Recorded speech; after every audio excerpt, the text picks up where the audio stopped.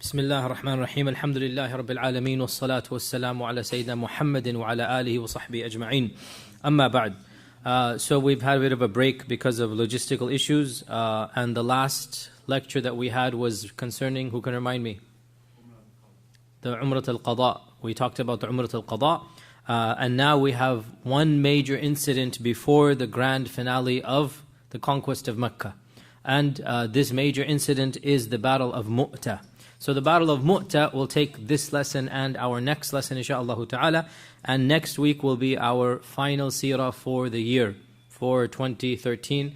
And then inshaAllah ta'ala we will begin the new Seerah basically in the beginning of the next academic year, inshaAllah ta'ala. So we have basically this class and next class, which is going to be, both of them are going to be the Battle of Muta and everything that happened after the Battle of Muta up until the incidents about the conquest of Mecca.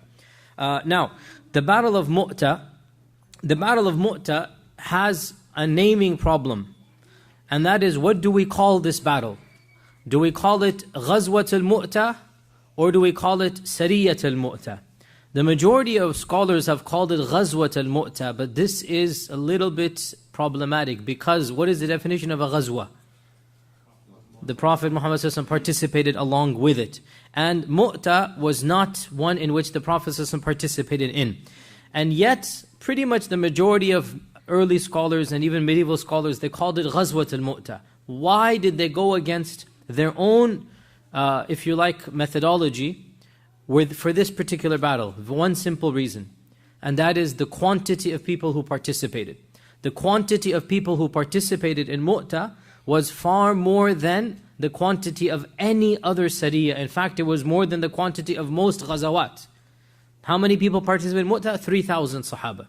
So because we had the largest quantity up until this time, and also because the enemy is not just any enemy, it is the Romans, and there is no battle that the Sahaba fought against the Romans in the lifetime of the Prophet other than this battle. The only time the Muslim faced a non-Muslim enemy, sorry, not a non-Muslim, but a non-Arab enemy, if you like, right? The only time that the early Muslims in the time of the Prophet faced a non-Arab enemy was in this battle. So it is a very significant battle, so they wanted to upgrade it, so they called it Ghazwat al-Mu'ta. But some later scholars reprimanded this terminology and they said, no, it should not be called Ghazwa because we want to be consistent. Now, the Sahaba, by the way, they didn't call it Ghazwat al-Mu'ta, they usually called it Jaysh al-Umara. And this is the wording in Sahih Bukhari and others, Jaysh al-Umara, the army of leaders. Why? Because Umara doesn't mean here princes, it means leaders. Why? Because in no other battle did the Prophet appoint more leaders than he did in Mu'ta. The most number of leaders, as we'll talk about in a while. So-and-so. Then if so-and-so is killed, so-and-so. Then if so-and-so is killed, so 3 leaders he appointed. So one after the other, he appointed 3 leaders. In no other expedition in his entire lifetime did the Prophet appoint 3 leaders. So they called it the expedition of leaders, Jaysh al-Umara. And others call it Waq'at al-Mu'ta, or the incident of Mu'ta. So we either call it Jaysh al-Umara, or we call it Jaysh al-Umara is the army of leaders. Or we call it Waq'at al-Mu'ta, but it is not appropriate to call it Ghazwat al-Mu'ta. Why? Because, as we said, Ghazwa, by definition of the early scholars, is something that the Prophet himself participated in. Now, what is Mu'ta? Mu'ta is the name of a small village and the land around it in an area that used to be in the Roman province of Syria. It is currently in the country of Jordan. So Mu'ta is currently in Jordan, in the modern country, nation state of Jordan, the Hashemite kingdom of Jordan. And Mu'ta occurs between the 2 cities of Amman and Kark. Amman and Kark are 2 very famous cities in Jordan. These are large cities, square right between the 2 cities, literally in the middle between these 2 cities. To this day there is a small area. It is known as Mu'ta in the classical books, but modern Arabs, they call it Al-Mazar.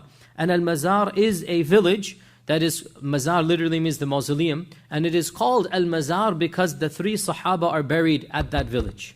The 3 Sahaba that passed away, the 3 leaders, are buried to this day, and their qabrs are known to this day where they are. And there's a very small settlement of a few thousand people around that area. So it is a small village and town, Al-Mazar, to this day, that people know.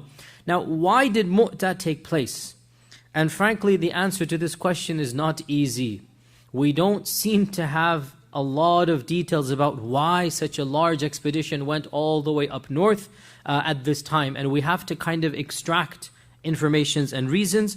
And scholars have tried to piece together what is the incentive or the motivation of this battle. The number one reason given, and the earliest reason given, is mentioned by Al-Waqidi. And Al-Waqidi says that the reason why Mu'ta took place is revenge. Revenge for what? Revenge for the killing of Al-Harith ibn Umayr al-Azdi, who is the messenger of the Prophet ﷺ. Al-Harith was the Rasul of Rasulullah. He was the envoy, the ambassador, he had been sent to deliver a message to the Romans. And in order to get to the Romans, you have to go through the lands of the Arab Christian tribes up north. And the most predominant of these are the Ghassanid tribe. The Ghassanid tribe were the largest Christian tribe. Originally, the Ghassanids are Yemeni. Originally, they are from Yemen. And they migrated up north, and they were Christians, and they had converted to Christianity. And because they were Christians, they felt more of an affinity with the Romans than they did with their fellow Arabs who were pagans. So the Ghassanids were vassals. What are vassals? Vassals are subservient entities. They are basically, you agree to whatever the boss agrees to. And the Ghassanids were the Arab vassals to the Romans. So if the Romans needed anything in the Arab lands, they would designate the Ghassanids. You go take care of this. And in return, the Ghassanids had favor from the Romans. This is one of the favors that they're going to get, right? Why would the Ghassanids do this? Well, because when they needed help, the Romans helped them out, as we will see in the battle of Mu'ta. So what happened with Al-Harith, the Sahabi Al-Harith? When the Prophet ﷺ sent him up north, he was captured by the Ghassanids. The Ghassanids took him to their chieftain, Shurahbil ibn Amr. Shurahbil asked him who he was. He said, I am an envoy. Meaning, you can't touch me, I'm an ambassador. I'm an envoy, here's my letter. Right, and it is to the emperor, the Heraclius of Rome, and you must let me go. I am the Rasul of Rasulullah sallallahu alaihi wasallam.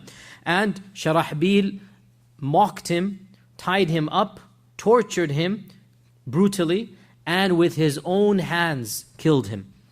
And this is a very vulgar thing to do on many counts. Firstly, obviously he's an ambassador. To this day, ambassadors, envoys are not touched. To this day, if there's any diplomatic issue, the country will not harm the ambassador. They will say, get out of here, as what happened between two Muslim countries recently, right? We know that. The envoy will say, you leave. We don't want you here.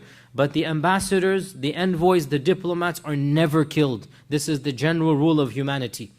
And the fact that Shurahbil did this, he crossed a red line. Worse than this even, is the fact that the chieftain does it himself. This is a full mockery of the Prophet ﷺ and Islam. It's one thing to tell your minions, go kill the man. And it's one thing, as he himself did, he took the spear himself and he thrust it in after he had been tortured. The Sahabi had been tortured, had been tied up and bound to a stake and brutally tortured. And then the final blow is dealt by none other than Shurahbil ibn Amr, who is the chieftain of the Ghassanids. And honestly, you could not get more crude and more vulgar than this man and what he had done. And clearly, this means war. And his perspective is, what are you going to do to me? I am the chieftain of the Ghassanids. I am, 700 kilometers away from you, which he was. He was far up north, remember? What are you guys going to do? This is what I think of you guys, basically. So this is the height of insult, the height of arrogance, and it has to be responded to. And therefore, as soon as peace had been established in the Hijaz region, because when that happened, the Prophet really could not do anything. He has to worry about the Quraysh, he has to worry about a surprise attack. Now the Treaty of Hudaybiyah has taken place. Khaybar has taken place. The Prophet's lands, wealth, security is established. So the first thing on his mind is, we need to deal with this guy.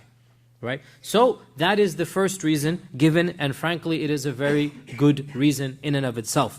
So this is the first reason that has been given. The second reason that is found in some of the books of the Seerah, and this reason frankly does not seem to have much evidence other than one report from one ancient book of the Seerah, but it doesn't seem to have other evidence, but Allah knows, maybe there was some truth to it. That the governor of Basra, now I keep on saying not Basra, Basra, and Basra was a small principality right outside of Damascus. and it was the border, the periphery between the Arabian Peninsula and the Roman Empire, and this was where Rihlat al-Shita'i wal-Sayf took place, to Basra. And to this day, as I said, the city of Basra is still existent, and you still find the remnants of the market bazaar that is over 2,000-3,000 years old, this bazaar, because it was the center of many different civilizations. The Nabateans would come, the Arabs would come, the Far Easterners would come, the Romans would come, the Greeks, they would all come and they congregate in Basra. Basra was the marketplace of the medieval world. So it is said that the governor of Basra had threatened the Muslims after the letter had reached him via Heraclius. After the letter had reached, through Heraclius it went to him. Through him it went to Heraclius, So the governor of Basra had threatened to launch an attack against the Muslims. So this is mentioned, Allah knows best. I don't find it too convincing. Of the reasons I don't find it too convincing, number one, we don't find it in other books. But number two, most importantly, the battle of Muta did not take place at Basra. Nor did they attack the actual army of Basra. They attacked the Ghassanids. Right? So the first reason does make sense. Ibn Kathir mentions another reason, a third possible reason, which in all likelihood is not quite a reason, but it is a wisdom. And there's a difference between a cause and an effect. And this seems to be an effect of the battle rather than the cause. Ibn Kathir mentions that this battle was preparation for the later battles against the Romans. This was a signal for what is about to come. That the Prophet ﷺ wanted to send the message to the world and especially to his own Sahaba. That our message is a global one. It's not going to stop with the Arabs. We have to go beyond. And he wanted to demonstrate this in his lifetime, even if he himself could not participate or actually engage in anything in his own lifetime, because he could not, because he was unifying the Arabian Peninsula. But the message has to be given that this religion is a global religion and it's going to go beyond the Arabian Peninsulas. So Mu'ta is a prelude, followed by Tabuk, in which he actually did participate, but there was no war, as we'll come to Tabuk later on. Tabuk was also meant against the Romans, right? So Mu'ta was meant against, now I have to pause here. Was Mu'ta meant against the Romans? Allah knows best, but it probably wasn't meant directly for the Romans. But there's no doubt, why? Because Mu'ta was directed against the Arab Christians, the Ghassanids. Now the point being, if you're going to mess with the Ghassanids, you are messing with the Roman allies. So even though, in all likelihood, the Prophet ﷺ did not anticipate the Romans coming in to Mu'ta, he knows what he's getting involved in. So even if it's not stage 1, stage 2 will be the Romans. And Tabuk was clearly intended for the Romans as well. Tabuk, there seems to be that okay, bring it on, let's see. And they didn't show up. Right? So Tabuk was meant to be a revenge of Mu'ta, and they didn't show up. The Prophet and the Sahaba showed up, and they didn't show up. So the point being that it is as if the Prophet is telling the Sahaba that when you finish up with the Arabian Peninsula, you need to go beyond. And the number one area was Syria, Bilad al-Sham. Our Prophet was always talking about Sham in his lifetime, and that is why the very first land that was conquered after the death of the Prophet was none other than Sham, the very first land. In fact, it was conquered, the only land that was pretty much conquered in the reign of Abu Bakr. Right? Abu Bakr pretty much had sealed the fate in his lifetime, and then, as you know, the death of Abu Bakr and the election of, or the nomination of Umar took place, and the battle is waging, and eventually Umar is asked to take over the cities of Jerusalem, the very first month of his taking power of Khilafah. So Syria, excuse me, Bilad al-Sham is something the Prophet is intending for. So Mu'ta is like the first domino. It's the first step to move on beyond this. Then it's going to be Tabuk, and then it's going to be, in fact, the very last expedition that the Prophet sent through Usama ibn Zayd, as you remember as well. And that too, Abu Bakr said, how can I turn it back? And then eventually, of course, it is conquered. So Ibn Kathir says, another wisdom of Mu'ta is this psychological foundation to be laid. The next stage will be the Roman Empire. And indeed, that is exactly what happened. One can also derive that there is a divine wisdom. And what is this divine wisdom? That Khalid ibn al-Walid, who is eventually going to become the general and the commander, he manages to witness the tactics of the Romans firsthand. He gets a whiff of their methodology. He participates and he saves himself and the Muslims, as we will discover in this battle, as you all know anyway. And this allows him experience that nobody else has. And eventually it will be Khalid who will lead the Muslims beyond, as we know. So Khalid ibn al-Walid, who is going to later go on and fight the Romans and the Persians, Khalid ibn al-Walid is the one that has that experience by fighting with the Romans in the lifetime of the Prophet sallallahu alaihi wasallam. The point being, Mu'ta was it wasn't something that was immediately necessitated by an enemy attack. It seems to be that the Prophet ﷺ either wanted to avenge what had happened, or he wanted to set the ground for future conquest, or he wanted to do both. And Allah knows best, but these are the only things that we can derive. So in Jamad al-Ula of the 8th year of the Hijrah, we're already in the 8th year of the Hijrah now. In Jamad al-Ula of the 8th year of the Hijrah, the Prophet ﷺ made an announcement that he wanted the Muslims to go to the area of the Ghassanids. And there was no ambiguity here, because the Sahaba that needed to participate needed to know how far it would be. It would be the farthest they had ever gone. They had never gone this far before. And it would take them at least a month and a half of travel and journey and back. So this is not something that they're going to just come and go in a few days. So he had to tell them where they're going, and he encouraged them to volunteer. And of course he appointed some people, and over 3,000 Sahaba, around 3,000 Sahaba basically signed up. And notice over here how quickly the numbers are changing. A few years ago, Badr was 1/10 this number. Literally, 6 years have gone by since Badr. And in 6 years, the numbers hasn't doubled, tripled, quadrupled, has increased 10 times. In 6 years, from 300, we get to 3,000. Forget even 6 years. 1 year ago, and a year and a half ago in Hudaybiyah, in Umrat al-Qada, we have 1,400, 1,500, right? Now within 1 year, double. And these are the volunteers. There must be other people in Medina. So from these we piece together that Medina is becoming larger and larger, is becoming a metropolis, is becoming the center of the future Islamic civilization. So 3,000 people signed up to go, and they left on a Friday of Jamad al-Awwal of 8th year of Hijrah. We don't have an exact date. We know it is a Friday from a hadith in Tirmidhi. And that hadith is reported by Ibn Abbas, that the Prophet ﷺ sent Abdullah ibn Rawaha on an expedition, and it was a Friday. So Ibn Abbas said, I said to myself, should I leave with them, or should I pray with the Prophet ﷺ first, Jum'ah?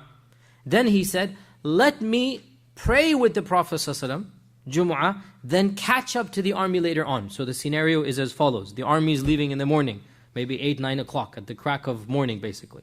And Ibn Abbas is debating, I don't want to miss Jumu'ah. So should I just wait for Jumu'ah, pray with the Prophet, so get an extra Jumu'ah, then on my horse alone quickly ride up and catch up to the army? Ibn Abbas decided with the latter, that let me just wait and pray Jumu'ah. So he prayed Jumu'ah with the Prophet ﷺ. The Prophet ﷺ finished, and he saw Ibn Abbas in the masjid. And he knew Ibn Abbas had signed up to go. He said, what is the matter with you? Why didn't you go?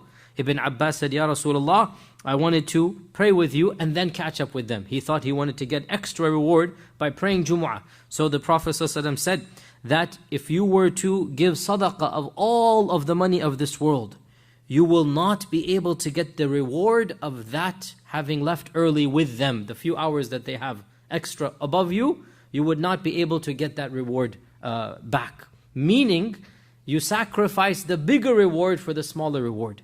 And the bigger reward is to be in the ghazwa with the people, even if you wanted to stay behind for a good cause, right? But that cause is something that everybody else is doing. What they are doing is a very noble thing, and if you gave all of the money in the world, you will not be able to get the reward of having left earlier. And this hadith is in Tirmidhi. There's a slight weakness in the chain, but there's no problem using it for historical purposes. And the Prophet ﷺ, the one and only time in his entire life, he appointed 3 commanders, one after the other. And what this indicates is he understood the severity of the battle. He understood this is not an easy task, that something bad might happen. Never did he appoint 3 people, one after the other. And in this battle he appointed 3 people. He appointed Zayd ibn Haritha as its leader. And he said, إِن قُتِلَ زَيْدٌ فَجَعْفَرٌ وَإِن قُتِلَ جَعْفَرٌ فَعَبْدُ اللَّهِ ibn Rawaha. If Zayd is killed, then Ja'far shall be in charge. And if Ja'far is killed, then Abdullah bin Rawaha shall be in charge. And this is in Bukhari. And in one version in Al-Bayhaqi it is added, and if Ibn Rawaha is killed, then let the Muslims choose somebody else. So he gave this command as well. If Ibn Rawaha, then you guys choose on the spot who's left and figure out who should be your leader. And this shows us the status of Zayd and Ja'far and Ibn Rawaha. All three were near and dear to the Prophet ﷺ, especially Zayd ibn Haritha. We don't need to mention who Zayd ibn Haritha is, that Sahabi who has the honor of being the only Sahabi that is mentioned by name in the Quran. We just talked about his story a few weeks ago. فَلَمَّا قَضَى زَيْدٌ مِنْهَا وَطَرًا. That Sahabi that Aisha herself said that never did the Prophet ﷺ send Zayd on an expedition, except that Zayd was the one in charge of the expedition. Zayd was never number 2 in any battle. Never did Zayd participate except that he was number 1. And then listen to what Aisha is saying. And if Zayd had been alive when the Prophet ﷺ had died, no one would have been chosen above him. And that's amazing, because who is Aisha? The daughter of Abu Bakr. And she herself is saying that if Zayd had been alive, no one would have been chosen above him. So this shows us the status of Zayd ibn Haritha. And even Ja'far radiallahu ta'ala anh, he felt a little bit hurt. Ya Rasulullah, I'm your cousin basically. I am your cousin and you choose Zayd. And the Prophet ﷺ sensed this, that Ja'far felt a little bit hurt, that I am number 2 after Zayd. And so the Prophet ﷺ consoled him and encouraged him and said, you do not know, perhaps this is better for you. And it was indeed better for him that he became one of the most famous shaheeds because of this coming second in place, coming second in line. So he said, you do not know, perhaps Allah has something better written for you. So Zayd and Ja'far and Abdullah bin Rawaha, one after the other, and the Prophet ﷺ, he gave them a white flag. And of course, white flag does not symbolize surrender. This is a modern Western notion. This is back then, white, black, whatever, you just have a banner. He himself handed the banner to Zayd, and he accompanied the army all the way to the standard place where every single group would bid farewell to their travelers. And this was called the Hill of Farewell, also known as, the Hill of Farewell. You all know it. You all know it. You all know it. I just said it for you. The Hill of Farewell. Thaniyatul Wada'. Tala'a al-badru alayna min. This is what it is. None of you clicked? Huh? Thaniyatul Wada'. Thaniyatul Wada' means the farewell hill. This is literally what it means. The farewell hill. I'm positive I mentioned this. Haven't I mentioned this before? I mentioned this. I know I mentioned this, right? Thaniyatul Wada' is where, this was a small hill outside of Medina, where every single traveler that went out would be accompanied by his loved ones, his families. Just like in our times, you drop your loved ones to the airport, you walk to the check-in gate. Well, these days you can't even get in, but once upon a time, you remember, back in the 90s and 80s, you would walk with them all the way to the gate, right? And then you bid them farewell, okay? Those were the good old days. Now, what was the equivalent back then? Thaniyatul Wada'. That they would go to Thaniyatul Wada', and it was a little bit of a mound. Then they would go on the mound and then wait until the travelers had left, right? So they walk with the beloved all the way to the Thaniya. Then the locals stay on the Thaniya. Thaniya means a hill, a mound. Thaniyatul Wada', the mound of bye-bye, farewell, Wada'. So they stay there, and then the travelers move on. And so the Prophet ﷺ, it was his sunnah to accompany his armies to Thaniyatul Wada', right? And so when he returned from Tabuk, the little girls came to meet him, and they were the ones singing طَلَعَ الْبَدْرُ عَلَيْنَا مِنْ ثَنِيَّاتِ الْوَدَعِ. And I mentioned when we did the hijrah that it is not accurate to say this occurred at the hijrah. Rather, this poem was said at the return of Tabuk. And I gave my reasons then, and I'll give them again, because I know you've all forgotten. Even the note takers with their iPads have forgotten as well. So we'll go back and inshallah redo the reasons at Tabuk. But the correct opinion is that this poem was versified at Tabuk. طلع البدر علينا من ثنيات الوداع وجب الشكر علينا ما دعا لله داع. But the point being, this is ثنيات الوداع. We went into a long tangent of ثنيات الوداع. Where were we? We're in Jamad al-Ula, 8th year of the Hijrah. The Prophet ﷺ is accompanying the army to ثنيات الوداع, and he sends them forward and he makes dua for them, and he gives them the banner, and he gives them advice about being firm and not turning back and whatnot. Abdullah bin Rawaha was seen crying at this farewell. And someone asked him, what is the matter? Why are you crying? And he said, I am not crying because of a love of this world, nor am I crying because I have an inclination for it, but I'm crying thinking of the verse in the Quran that Allah has said, وَإِن مِّنكُمْ إِلَّا وَارِدُهَا كَانَ عَلَى رَبِّكَ حَتْمًا مَقْضِيًّا, that every one of you shall pass over it, meaning Jahannam, and this is a promise of Allah that will be enacted. And so his crossing over Thaniyat al-Wada' and saying goodbye, it brought back, not brought back, but it gave him that imagery of Jahannam and of crossing over the Sirat of Jahannam. So he began crying and he said, what am I going to do in that crossing? Meaning, I've managed to cross this. How about that crossing? I don't know how I'll be crossing there. So we find obviously they were very emotional. There's a sense of danger that the Prophet is accompanying them, he's giving them the flag and whatnot, and one of them cries out, one of the Sahaba that remain behind, may Allah accompany you and allow you to return safely and soundly. And Ibn Rawaha versified, and Ibn Rawaha was a poet, and we'll mention Ibn Rawaha's poetry in a while, and I translated some lines for this class. Beautiful poetry, but again, when you translate in English, you lose the rhythm and rhyme and eloquence, but he versified right then and there. The Sahabi made dua, come back safely. Ibn Rawaha said, as for me, and this is poetry, I'm just translating, as for me, I ask for Allah's maghfirah and a blow that is mighty, sword blow, that is mighty, and that causes the blood to gush out. So that when people pass by my grave, meaning you want me to come back, I want a grave somewhere there. When people pass by my grave, they shall say, Allah guided him to be a warrior, and how rightly guided he was. So he versified his premonition that I don't think I'm coming back. That you might want me to come back, but he goes, as for me, I pray that Allah's forgiveness and a sword or a blow that is mighty, that causes the blood to gush, so that when people pass by my grave, they shall say, Allah guided him to be a ghazi, a warrior, and how rightly guided he was, meaning he was indeed a ghazi. And Ibn Ishaq in his Seerah, he mentions another interesting story on the way there.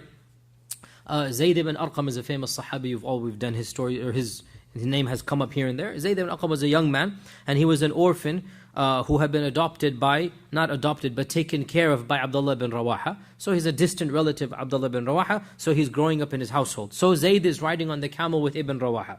And he's probably now 15, 16 years old. So he's riding on the camel with Ibn Rawaha, and in the middle of the night, Ibn Rawaha, he's giving poetry, and he has another beautiful passage which Ibn Ishaq mentions. I did not translate that, but the gist of it is, once again, let me die, O Allah, let me not come back, let me meet my death and die a shaheed. So he begins making this type of beautiful poetry. And the poetry is so moving that Zayd ibn Arqam bursts out into tears, that you're going to die and I'm not going to have you here. So he begins to cry. So Abdullah bin Rawaha has his stick that he used for the camel, and he, jokingly, he hits Ibn Arqam, Zayd ibn Arqam, with the stick, jokingly, not like a hit, but he hits him with the stick, and he says, Ya luka. And luka literally means, oh fool, but it's again a friendly way of saying this, It's not like a harsh way, Ya luka, oh foolish one. What would it matter you if I become a shaheed and Allah blesses me, and you get the camel to yourself on the way back? And subhanAllah, like he's, praying for shahada, but at the same time he's softening the mood. Like, why are you so, okay, I get my share and you get your share. And that's exactly what happened, right? That on the way back, he was on his own, Zayd ibn Arqam. So here is Abdullah ibn Rawaha saying, oh fool, why are you so worried? Yani if I don't come back, alhamdulillah, I get what I want and you get more space on the camel. Right? So alhamdulillah, we find over here, Ibn Rawaha has a premonition that he is about to basically pass away. And who is Ibn Rawaha? Ibn Rawaha, Abdullah bin Rawaha, his name has come up a number of times. Does anybody remember anything, or do I not want to embarrass myself and you by nothing? Just move on silently, no questions, no quiz. Abdullah bin Rawaha's name has come up many times, as recently as 2-3 weeks ago. That should give you a hint. I don't see the point of notes when it's for later. When later? Every time I ask a question later, it doesn't not answered. Okay, I won't embarrass you anymore. Abdullah bin Rawaha, he has participated. Firstly, he's an Ansari, he's not a Muhajir. He's an Ansari. So from Medina, he has participated in Aqaba. So he's one of the chosen, the Nuqaba, because the Ansaris that were chosen at Aqaba are the elite of the Ansar. So Ibn Rawaha is amongst those. And Ibn Rawaha was the one whom the Prophet ﷺ sent back from from Badr to give the good news that Badr was a success. And when the Munafiqun saw Ibn Rawaha on the camel of the Prophet ﷺ, remember? That he gave his own camel to Ibn Rawaha. And he said, go tell the Muslims what has happened. And Ibn Rawaha was running into the city, overjoyed that Abu Jahl has died, and so has died, and so has died. The Munafiqun said, rather, astaghfirullah, the Prophet ﷺ has died. Ibn Rawaha has gone crazy because he's riding his camel and he's just spouting forth ludicrousness. This is Ibn Rawaha, that the Prophet ﷺ gave him the camel. Ibn Rawaha as well, he was known for poetry along with Hassan ibn Thabit. Ibn Rawaha was another famed poet. Perhaps in some ways he was more famed and more righteous even than Hassan ibn Thabit, but he died an early death. So Hassan is more known to us, even though in his lifetime Ibn Rawaha was more famous. And in terms of righteousness and piety, even though all of the Sahaba radiallahu anhum, but he was of a different level than Hassan ibn Thabit. And a number of things are mentioned about Ibn Rawaha just to show his iman. Of them, there is a hadith, Ni'ma al-Rajulu, Abdullah bin Rawaha, that the Prophet said, what a great man is Abdullah bin Rawaha in his lifetime. And also, he was the one, the very famous incident, you've all heard about it here and there. He was the one that once the Prophet was giving a khutbah, and a delegation or something came, so the Prophet said, sit down, meaning wait for the khutbah, sit down. So he said, ijlisu, sit down. And Ibn Rawaha was just entering the masjid. And he heard the Prophet say, sit down. So at the door of the masjid, he just sat down, right there. You must have heard, many of you heard of this incident. This is Ibn Rawaha, that he just heard the Prophet say for something else, ijlisu, and he was over there, and he didn't see what's happening. He just heard, sit down. So as soon as he heard it, Sami'na wa ata'na, he just sat down right at the doorstep of the masjid, and the Prophet smiled and made dua for Ibn Rawaha. And I mentioned him 2-3 weeks ago in Umrat al-Qada. In Umrat al-Qada, Abdullah ibn Rawaha was the one who was singing lines of poetry, versifying lines of poetry about the Prophet ﷺ against the Quraysh, that, oh Quraysh, leave him be, he is such and such and you are such and such. So he is versifying lines of poetry. And Umar, as is his usual case, Umar was obviously very strict in this regard. He said, oh Ibn Rawaha, how dare you sing poetry in front of the Prophet ﷺ in the state of Ihram, in Mecca? Like, come on, we have you no shame. How can you do this? And the Prophet ﷺ said, da'uhu, let him be, for verily his words are more painful to the Quraysh than arrows coming from the heavens. Because of course sometimes propaganda and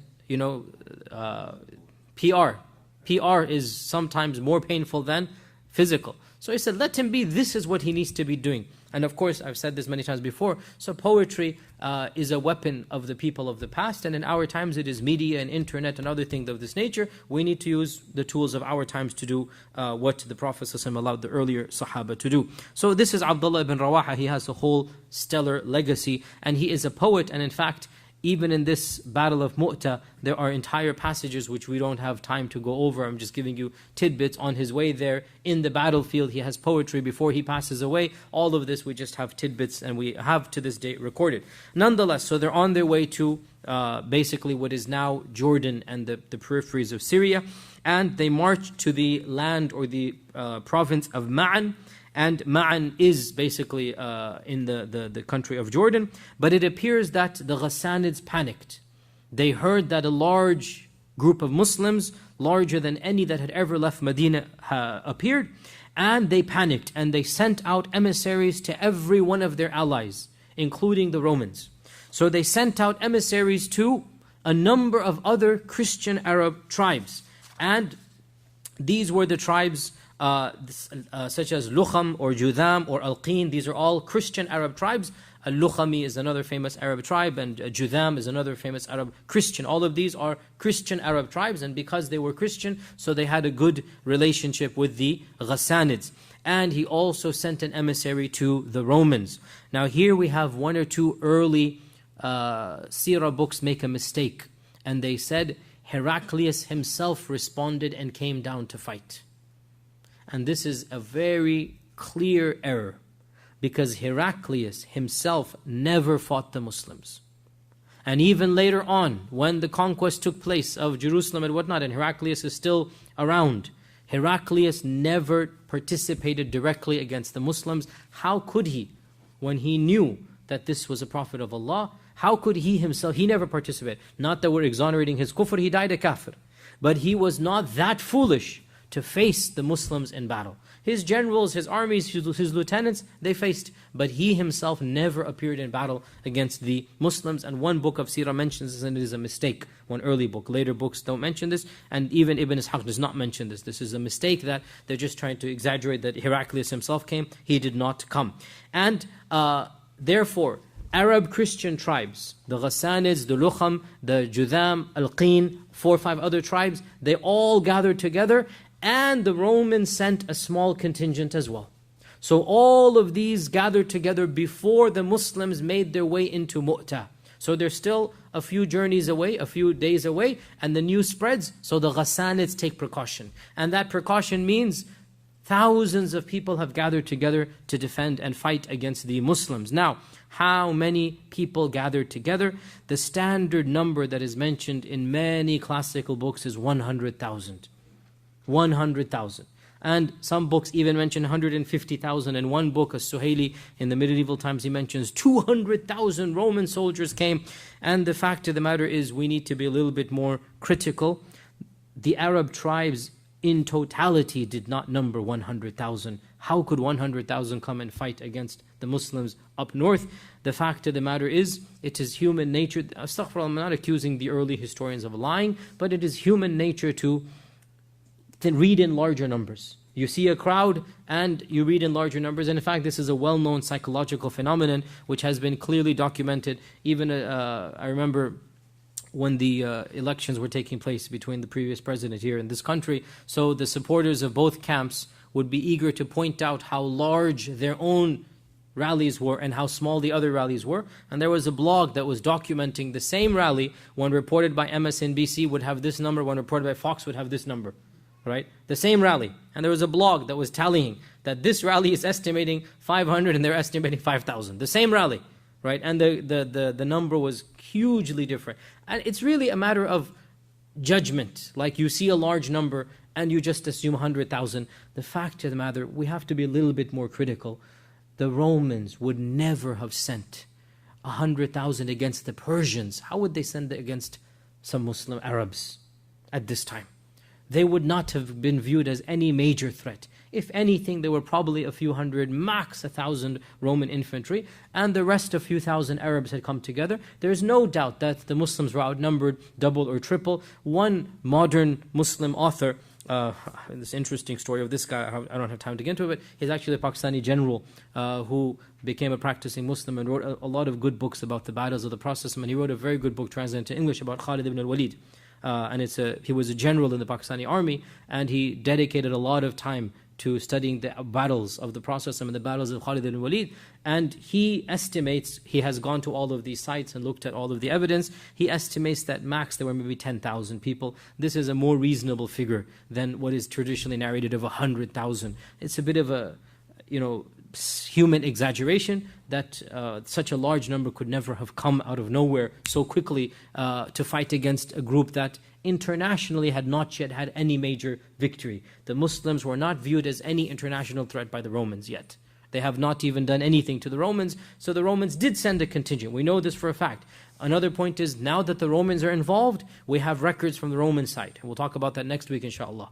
We have records from the Roman side about this battle, about this contingent, because the Romans had a recorded history. The Romans are a civilization. Unlike the Arabs at the time, there is no recorded history. But the Romans are keeping register and check. So we actually have this battle mentioned in the Roman books, and I'll get to that next week, inshaAllah ta'ala. For now, let's just say, perhaps at max there were 10,000. At max. Maybe even 8,000, 9,000, 10,000 is being generous, but the point being, no doubt the Muslims were greatly outnumbered, far more than what they had expected, because they were only expecting the Ghassanids. Now you have the Lukham, the Judham, the Alqin, the other Arab Christian tribes, and you have an infantry group from the Romans as well, who had joined them. All of this is unprecedented. The Muslims did not know what to do. And when the news reached the Muslim camp, they began to wonder, what should we do? And they in fact camped for 2 days, not proceeding. For 2 days in one of the valleys of Jordan, they camped for 2 days, back and forth discussion, that this is not what we had initially planned. We had initially planned to fight the Ghassanis. The Ghassanis would have been max 4,000, 5,000. So we have 3,000, good enough, right? But now we have double, triple the quantity. We have the Romans involved, and we did not expect the Romans to come. Now hold on, why are they so quote-unquote worried about the Romans? It's not about being worried, but being practical. Why the Romans? Because the Romans are a totally different fighting breed. They are superior armed, better trained, better horses, better weapons. They are a different class of fighters compared to the Arab class of fighters. And the Sahaba know this. So they said, we didn't come prepared to fight this group. What do we do now? And one group said, let us just camp here and send a messenger back to the Prophet ﷺ and get his command. Either he'll send us more people, or he'll tell us to retreat, or he'll tell us to go and we'll do whatever he wants, but let's just wait for him. Now this is going to take at least 2 weeks, because they're already in Jordan, what is now modern Jordan. For them to come, send a messenger all the way down, then come all the way back, at least 2 weeks take place. And another group said, let us return. Khalas, we didn't come for this. Let us go back, because we have come to this land, shown our force, stepped in their territory, and frightened them, so mission accomplished. The goal was to send a message, we sent the message. Mission accomplished. Let's go back. And Zayd ibn Haritha asked Abdullah ibn Rawaha, "Oh Ibn Rawaha, what is your opinion?" And this shows us that at times of difficulty, you turn to people of wisdom, not the novices. You turn to the senior people. Ibn Rawaha is one of the leaders of the Ansar. And Zayd is also of the leaders of the Muhajirun. So he turns to him, he says, what is your advice? What do you think we should do? So Ibn Rawaha stood up and he gave a very moving and eloquent speech. He's the poet. And there is no doubt that Zayd knows what Ibn Rawaha is going to say. But he wants an eloquent tongue on his side. So this is also the tactic of Zayd. Zayd wants to convince the rest of the Sahaba. But Abdullah ibn Rawaha has a better tongue than him. And throughout the journey, Ibn Rawaha has clearly given his hints. I'm going to die shaheed, khalas. That's it. Everybody knows this. So Zayd choosing Ibn Rawaha is basically knowing what Ibn Rawaha is going to say. Ibn Rawaha stands up, the most eloquent of the group, and he gives a beautiful khutbah. Ya qawm, O my people, what you're scared of is exactly what you're after. Beautiful way to begin. What you're scared of is what you are desiring. You're scared of death, but don't all of you want to die shaheed? Right? What you're scared of is your goal. So you are scared of your goal because of your goal. Your goal has become an impediment for the actual goal. You see what I'm saying here, right? What you're scared of is exactly what you're running away from. And that's what you want, i.e. shahadat and death. So the point being, he's saying you're scared of dying. Isn't that why we're all here? That's the ultimate goal. And what is the matter with us? That Allah will bless us with one of two things. إِحْدَى الْحُسْنَيَيْن, as Allah says in the Quran. إِحْدَى الْحُسْنَيَيْن. Either victory or shahada. Either victory or shahada. And we know that Allah does not help us through quantity or weapons, but rather through our Islam that Allah has blessed us. So let us go forth and face one of the two inevitable realities. So he gave them a rousing lecture, and that sealed the fate. Everybody was motivated that we've come so far. Let it be. The Prophet ﷺ sent us, so let us go forth. And so they all decided to go forth and face the Romans and the Arab Christians. So For 2 days they were camped. They then continued moving onwards, and they passed by one of the smaller villages in modern Jordan, and its inhabitants all know what's going on. So they sent a small contingent towards the back of the army, the rear of the army, to shower them with arrows. And it so happened that a number of Sahaba were injured, and one of them died. That the arrow pierced his heart, and he died. And this was at the back of the Muslim army. So they went forward, and they said to to Zayd, let us go back and fight the village. And for sure they could have fought the village, because the village is a small amount. So this shows us, by the way, that the whole landscape was hostile. Everybody obviously would be against them. Understood, they're going to enemy territory. So let us go fight the village. And Zayd said, no, I don't think this is a good idea. For the enemy is in front of us. And I don't want to be sidetracked into another battle that will wound and tire out and separate us before we meet the enemy. So he sacrificed, even though the village could easily have been taken care of with the 3,000. But no, we have a bigger thing ahead of us. What has happened. Let's deal with the bigger guys first. So he refused to get retaliation, and he moved onwards towards higher up north. And eventually they decided to, and it was the Muslims who decided the area of the land known that is now called Muta. And it was, as we said, a small encampment, and there was a large plain. And we have to guess why this land was chosen. We don't know. And again, realize because the Prophet did not participate in Mu'tah, so even the reports about it are far less than the reports of Uhud and Badr and Khandaq. Because anything that the Prophet is not immediately involved in, automatically the reports diminish. So we have to piece together. The whole battle of Mu'tah is recorded in a page or two. That's it. All of the details we really do not know, sadly. And that's one of the problems of, as we're reconstructing the Seerah, it's just something we have to kind of piece together. The point being, probably they chose the land of Mu'ta or the ground of Mu'ta for logistical reasons. Definitely, one of the things that we know for sure, ease of access to water. Because they are travelers. They are not in land that they're familiar with. So there was a river close by that they could get their water from. Probably, if we want to read in even more, and there's no harm in doing so, probably we can also say there was a line of retreat that they could take advantage of if the need arose to. Why do we say this? Because that's exactly what happened with Khalid ibn al-Walid. Did Zayd have this in mind? We'll never know. But it could be added that perhaps he also had this in mind. That there's a line of retreat that would protect them if the need arose, because definitely, even if Zayd didn't have that in mind, the land did have such a passage that Khalid ibn Walid took advantage of later on. And we'll talk about that next week, about that issue of Khalid ibn Walid. And it was the Muslims who chose this area of Mu'ta, and as always the case, they divided themselves into three. They have the middle, and then the right and the left, and each one was given a commander. And Al-Waqidi reports that Abu Huraira was a part of the expedition of Mu'ta. And remember, Abu Huraira had met the Prophet where? Where does he join the Prophet? Abu Huraira? Khaybar. He joins him at Khaybar. Abu Huraira joins him at Khaybar, and Abu Huraira is given a little bit of, yes, you're vindicated, yes, alhamdulillah. He's given a little bit of the shares of the booties of Khaybar as well. Right, so Abu Huraira and Ja'far did not participate in Khaybar, but they got some of the ghanima of Khaybar. So Abu Huraira was a part of the battle, and Al-Waqidi says that when Abu Huraira, and this is the first battle of Abu Huraira, so Abu Huraira has not fought Badr or Uhud or anything, and by the way, a lot of people don't realize Abu Huraira, even though he's a narrator of hadith, he also fought in battles. And this is the battle of Mu'ta, which is one of the most traumatic battles. He was a part of that battle. So Abu Huraira's eyes opened up wide when he saw the army in front. And one of the Sahaba chided him. And he said, what is the matter with you, Abu Huraira? Are you amazed and shocked at how large the army is? So he said, yes. So the Sahabi said, but you were not with us at Badr. You were not with us at Badr. And let me tell you, we did not win because of the size of our army. And what does this show, this comment? About their iman and their point of view on the battle right now. Confident that they're going to win.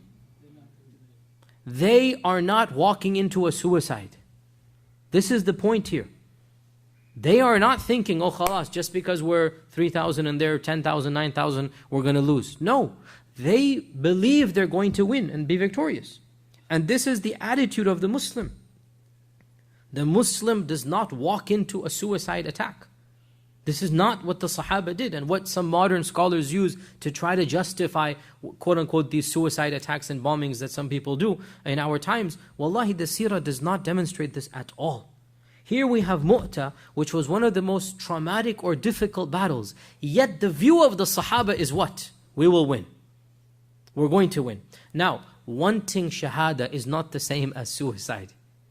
Ibn Rawaha wants Shahada, but he fights a vicious battle. There's two different things, right? And here is the Sahabi telling Abu Huraira, are you worried because we're smaller than them? Don't worry. Been there, done that. You weren't there, we were there. We won at Uhud, at Badr, and they were 3 times our size. Nothing different now. They're 3 times our size, we'll win again. Right? It shows us the positive outlook of the Sahaba, that they expected to win. And again, we have to piece together the battle. We know that Zayd gave the command to charge, and Zayd, because the Prophet gave him the flag, he did not give it to anybody else. So it's a matter of honor. The Prophet handed in the flag, so Zayd took the flag and he charged in from the front. And he was in the charge of the middle of the flank. And he was attacked from every side until he was surrounded by the enemy because of the flag. And the enemy always wants to get the flag. He was surrounded by the enemy forces, and he met his death surrounded by a whole flank of non-Muslims around him. We don't have the details of who killed him or how he died, but he was killed. And when he was killed, so Ja'far took the flag. The flag was basically handed back until it came to Ja'far, and Ja'far fought one of the most vicious fights that has ever been recorded in the history of Islam. The bravery of Ja'far at Mu'ta is almost unparalleled to any other battle and any other Sahabi during this period of the Seerah. He charged in with his horse. He fought valiantly until eventually somebody cut his horse's legs off. And so the horse fell forward. So he rolled over. And then he stood up and he's surrounded by non-Muslims, because now he's in the thick and thin.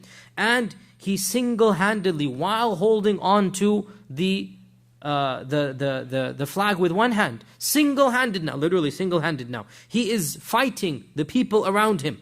With the people have swords, spears, javelins, and there's people stabbing and putting in every single wound, until finally somebody surprises him and cuts off his entire right hand, which has the flag in it. Cuts off the entire right hand.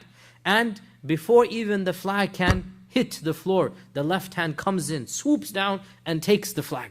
So now he is literally just standing there, with one hand, and the flag is in there, and as a matter of basically, pride, the other group chops off his left hand, because they want to embarrass, they want to get the flag fall. And the flag this time does fall to the ground, but he bends down and takes the 2 stumps and then puts it on his chest and raises it once again. And finally a Roman infantryman comes and literally cleaves him in half from behind. He takes one of those big Roman swords and literally just cleaves almost the entire body in half from behind. And they found him with great difficulty buried under a lot of bodies. Ibn Umar said, I participated in Mu'ta, and afterwards we went hunting for the body of Ja'far, and we finally found his body in the middle of the dead. Now subhanAllah, pause here. This one man, he was under a pile of dead people. What does that show us about the wounds, the damage that he had inflicted on others? And we found him, and we counted over 90 stabs and wounds and marks and cuts across his entire body. 50 of them in the front and 40 in his back. Meaning he's facing the enemy. He's not turning around. We counted, and can you imagine? This means literally, Ibn Umar has the body of Ja'far in front of him, and he is literally counting the wounds. Why would he be doing something so morbid? Why would he be doing something so morbid? Who can tell me? It shows the bravery. This is not morbid. This is the true badge of honor. This is the real badge of honor. That Ja'far stood his ground. He kept on holding to the flag until 90 people had basically wounded him. And still, he has not given up until his soul leaves his body. And both of his hands were cut off. And it is reported in Sahih Bukhari that Abdullah ibn Umar, the same Ibn Umar, whenever he would pass by the children of Ja'far, he would say, Salamu alaykum, O sons of the one with two wings. Yabna dhil janahain. And there are many ahadith that put together become Hasan, each one is slightly weak, that the Prophet ﷺ says, I saw Ja'far in Jannah, Allah had given him two wings instead of his two hands, and he is flying around anywhere that he wants. So that's why Ibn Umar would say, Assalamu alayka, O children of the one with two wings, Yabna dhil janahain. So if somebody says, who is the one with two wings? It is Ja'far ibn Abi Talib. He is the one with two wings. Yabna dhil janahain is the children. And the Prophet said, I saw Ja'far with two wings in Jannah. And when Ja'far dies, then Ibn Rawaha takes the flag. And Ibn Rawaha, before he plunges in, he hesitates. And on the battlefield, and subhanAllah, you have to be a classical Arab to do this. Modern Arabs have lost this talent. Versifying on the spur of the moment, right? Sah, you've all lost the talent. It doesn't exist anymore, right? Just to versify on the spur of the moment, with the pressure, with the... This is a talent that has long gone. Modern Arabs' got talent is nothing other than Western talent. This is not talent, this is regression, not progression. Real Arab talent, Arabs' got talent was poetry. You just, on the spur of the moment, you give their poetry. And that is unfortunately almost gone now. وَقَلِيلٌ مَّاهُمْ. But Ibn Rawaha, he began to versify. And one of the people on the battlefield narrates this to us later on. And it's like a paragraph. And some of the few lines I just translated for you, that before he plunged in, he paused. Because he knows this is death. Now subhanAllah, he's been waiting for death all of this journey. When he sees it, pauses a bit. And he says something, and somebody hears him. And he's speaking to his own soul. And he says, I swear, O my soul, you shall proceed. You shall proceed, or لَتُكْرَهُنَّ, I will force you to proceed. Meaning his soul is now battling with him. Right? It's beautiful, like he's in jihad against himself. Right? And he's telling his soul, you shall proceed, or I will force you, لَتُكْرَهُنَّ, to proceed. The people have gathered. The clamor has risen. But what is the matter with you? You don't want Jannah. لَتُكْرَهُنَّ, now you have Jannah. Then he says, surely what you have desired has eluded you for too long. What are you, Ibn Rawaha, except a drop of fluid put in a shanna, put in a bag, meaning you were nothing but a morsel, a drop of despised nutfatun fi shunna. Yani you were just a drop in a despised bag, despised fluid in a bag. What are you that you're so precious upon yourself? Meaning what here? He's telling his soul, what's the matter? Why are you scared now? This is what you've been waiting for. Jannah's around the corner. You had better go or I'll force you. Why do you want to stay when you're nothing but a drop of despised fluid? That's all that you are. And you want to remain in this state when you have the potential to go much beyond this. And he then jumped into their ranks and he died a shaheed as well. And subhanAllah, what this shows us is something so beautiful, so human. This is what makes the Sahaba the Sahaba. And what is that? They are not angels. He's been wanting shahada for this whole journey. Now it's right in front of him, and what happens? His humanity is shown. He hesitates. Wallahi, me and you, we would have fainted or run behind. He hesitates, right?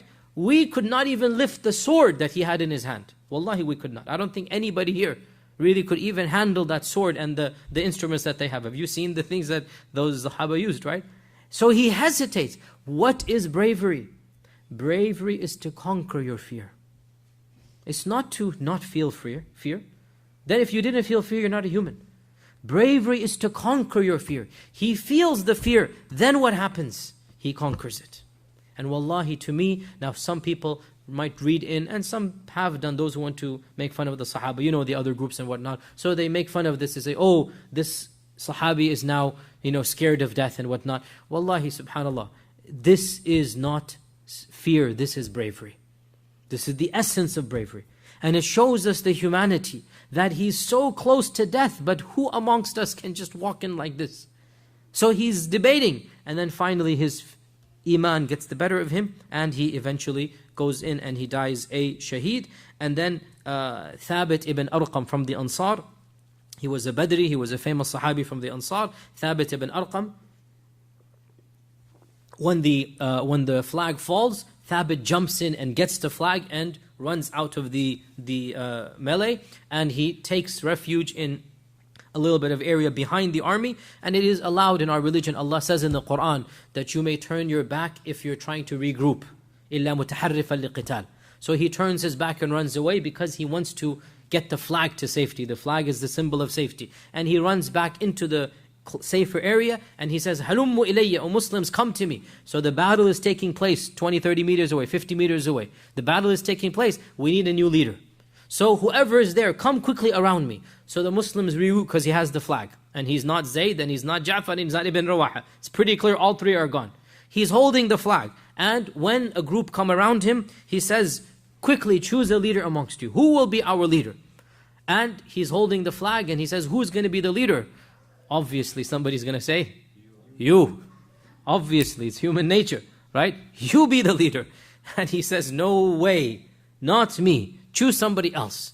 So they look around themselves, who can qualify, who can be the one, and their eyes settle on the one who was the newest of them to Islam, the youngest of them in coming to the faith. Barely a month or two has gone by since he has accepted Islam. He is a fresh Muslim, right? And he is somebody who was their most avowed enemy, has caused them the most damage and harm in Uhud, in Khandaq, in Hudaybiyah, and the hearts have not yet wounded.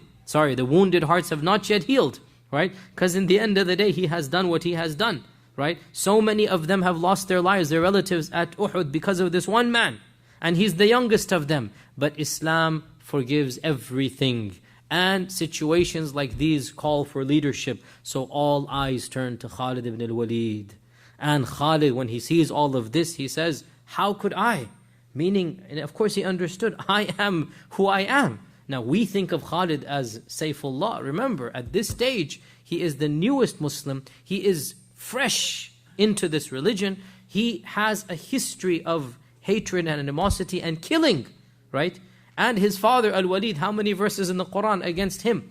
So he says, "How can I?" But they insist. And so Khalid takes the flag.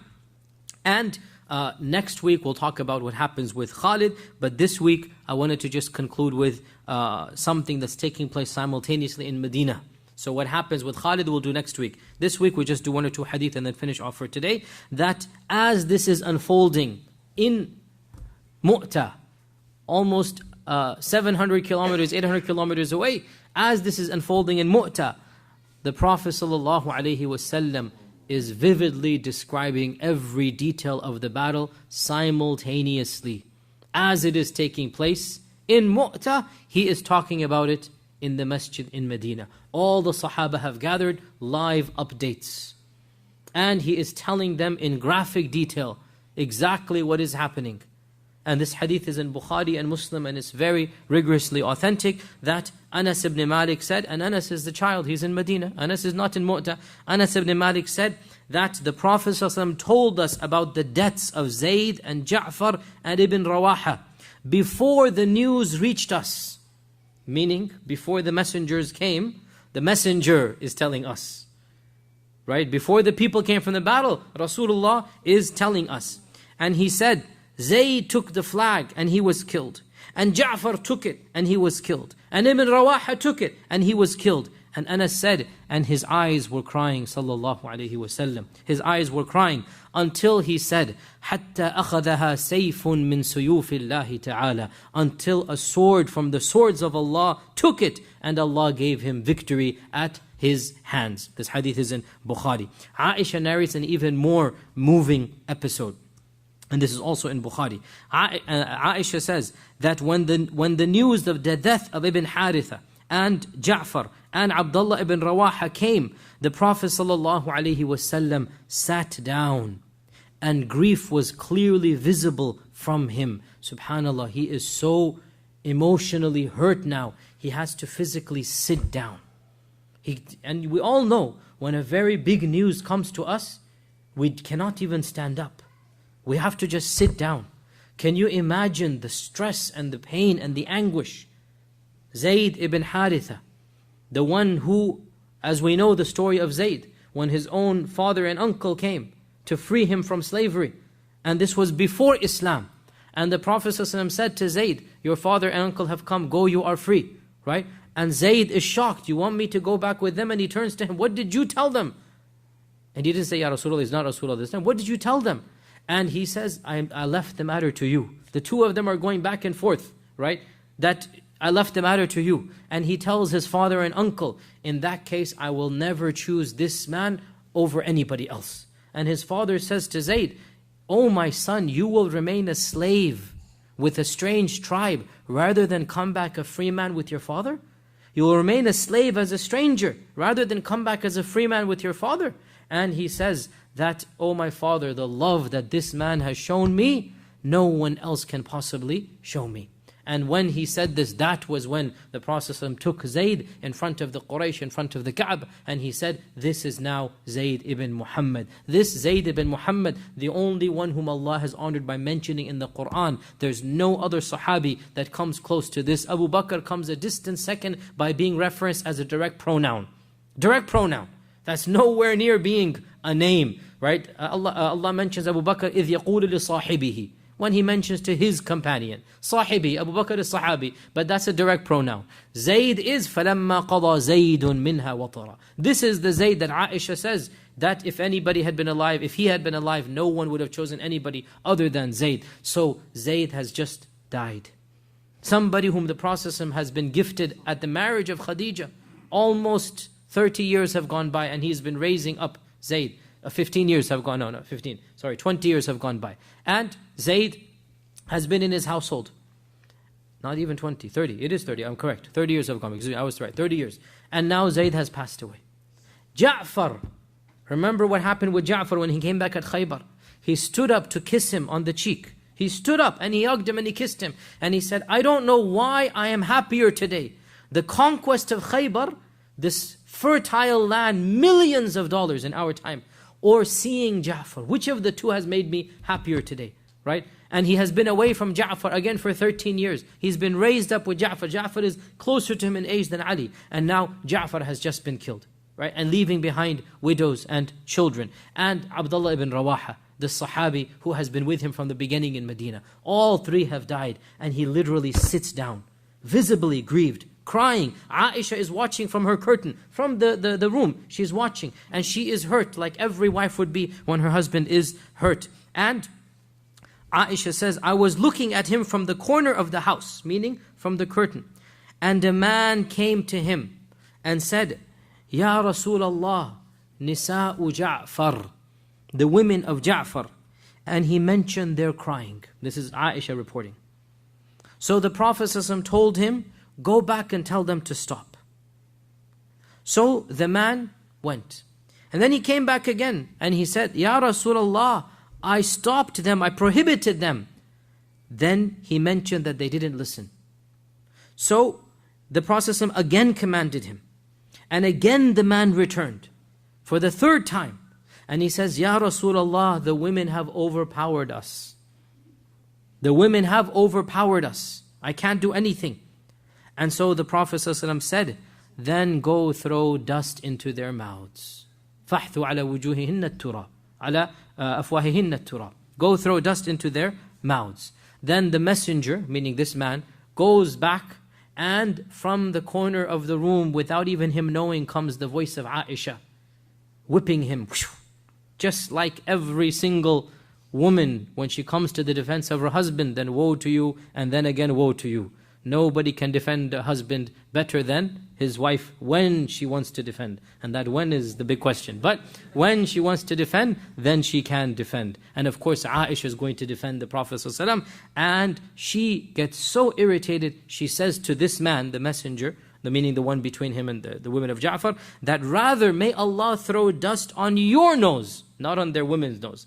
Because neither have you done this, nor did you leave this suffering from the Prophet ﷺ. Now this hadith is somewhat cryptic for those who read it for the first time. It is in Bukhari and Muslim, it's an authentic hadith. And really, let me explain it first and then we conclude our today's talk, inshallah, then resume next week. The point here is that the Prophet ﷺ is so grieved, he's so much in pain, he literally sits down, he's crying, he's in a very, we literally will call this shock, this is what we call it, he's in shock, in grief. And news spreads all over Medina. So the wives of Ja'far, the children of Ja'far, they began mourning. What is mourning? Mourning means crying out loud. Mourning means beating themselves. Mourning means wailing. And wailing says, you say when you wail, how are we going to live? Who is going to take care of us? This is, as we know, it is not allowed in Islam, correct? It is haram, it is a major sin. Now, the women know this, but they have not been tested yet. It's one thing to say it's haram. It's one thing to be tested and then pass the test. So for the first time in this household, the man dies. The women, it's ingrained in them from their upbringing. They revert to their practices and they start wailing. So this man, who is this man? He's not mentioned because Aisha is narrating the hadith and she was harsh to him. So as is her sunnah, she doesn't mention names. So we don't know, some cousin, some relative. This man comes and he says, Ya Rasulullah, the women are wailing, what do I do? What do I do? So the Prophet says, and by the way, notice as well, when Aisha narrates, what does she say? She says, the man came and said, the women of Ja'far, and he mentioned of their crying. Notice, what has she done? She's toned it down. She did not mention their wailing, even though they're not just crying. You understand this point here? Aisha is covering up the faults of these women. No need to mention explicitly what is understood. She's not a gossip monger. She's not a tattletale. She's not somebody that wants to spread everything. No, she simply generically says, he mentioned of their crying. And they weren't just crying, because if they were crying, there's nothing haram in that, is there? Right? They were doing much more than crying. So, the Prophet says, go back and tell them stop. The man comes and he goes, I did. So the Prophet says, go back and tell them again to stop. Right? Then he comes for a third time. Now, wallahi, put yourself in the shoes of this man.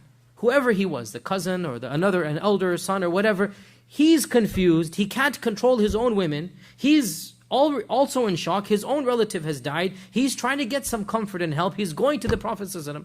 And what can the Prophet ﷺ do? The women are panicking. The women are wailing and crying. And so the third time, and no doubt the Prophet ﷺ has every right to get frustrated. Now this is an expression in Arabic, go throw dust, as we know. We should know by now. It's not a literal thing. It's just the way the Arabs expressed irritation. This is like when you express irritation. Right? This is not a literal thing. It just means irritation. It means they're doing something wrong. And it's not meant to be done literally, take dust and throw it in their faces. And what we find here, subhanAllah, I really love this hadith for so many reasons. Of the reasons I love this hadith, it shows us the traumatic reality of the Sahaba. It's a human image here. Of the reasons I love this hadith, the Prophet ﷺ is being very pragmatic. It is haram to wail, correct? Okay, women are wailing. What has he done? He's told them 3 times, stop wailing. They didn't stop. What are you going to do? What can you do? This is the point here. There was an element of pragmatism, right? He's irritated, he's frustrated, he's in trauma. The women are going even more in trauma. He's trying to calm them down through this man. The man is saying, the women have overcome us. We can't stop them from wailing and screaming. And he just comes irritated. He says, then go throw dust on their... Meaning, the point is, what do you want me to do then? What can I do? They're not doing it. You're not stopping them. What do you want me to do? And Aisha, she is hurt and in grief because she sees her husband in grief, because she sees what is happening. Zayd has died and Ja'far has died, Ibn Rawaha has died. He is frustrated, he is irritated. And now this man is coming and he's not acting wisely. Why is he not acting wisely? This is not the concern that you should bring to the Prophet Muhammad ﷺ right now. This is not something you need to come 3 times for. You need to gain some sense. And that's what she says to the messenger here, right? Rather, you're the one that deserves dust to be thrown on your mouth. Because neither are you able to control your own women, nor are you sparing the Prophet ﷺ from this pain and suffering. Now is not the time to go and bring these petty things in front of the Prophet ﷺ. So she lashes out at the man and she says, you're the one who's deserving of the dust being thrown. And wallahi, the whole incident, you are crying for all three of these people. And for the women of Ja'far, and for Ja'far. Your heart is grieved, our heart is with the Prophet ﷺ, with Aisha, with this man. You don't know who to cry for because all of them, they have their own personal, trauma and tragedy taking place.